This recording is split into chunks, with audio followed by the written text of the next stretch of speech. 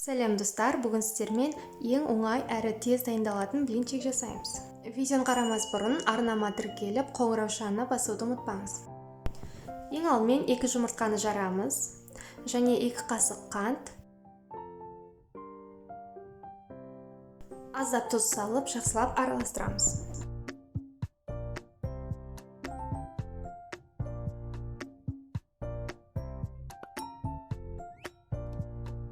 Екі қасық сұйық май құямыз.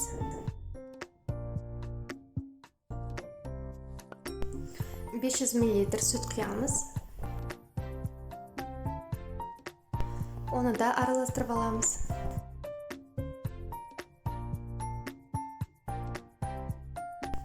Енді ұнды 2 немесе 3 бөлікке бөліп араластырып отырып қосамыз.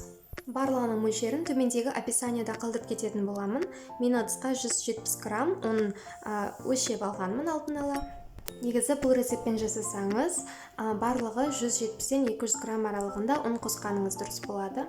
Егер де блинчиктеріңіз жіңішке болғанын қаласаңыз, сұйығырақ жасағаныңыз дұрыс. Барлығын жақсылап бір келкі масса болғанша араластырып аламыз. Енді құрғақ табанына аздап кисточкамен майлап аламын. Табаны қатты отта жақсылап қыздырып алу керек. Одан кейін массамды аз-аздан құйып отырып блинчик жасаймыз.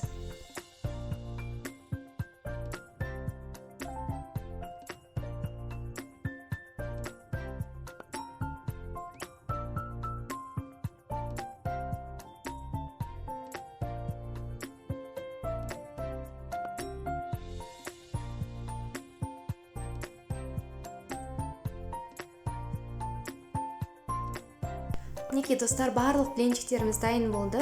Ішіне салмасын өз қалауыңыз бойынша салуға болады. Маған артық ештеңесіз осылай ұнайды, сол себепті дәл осы күйінде стөлге қоя беремін.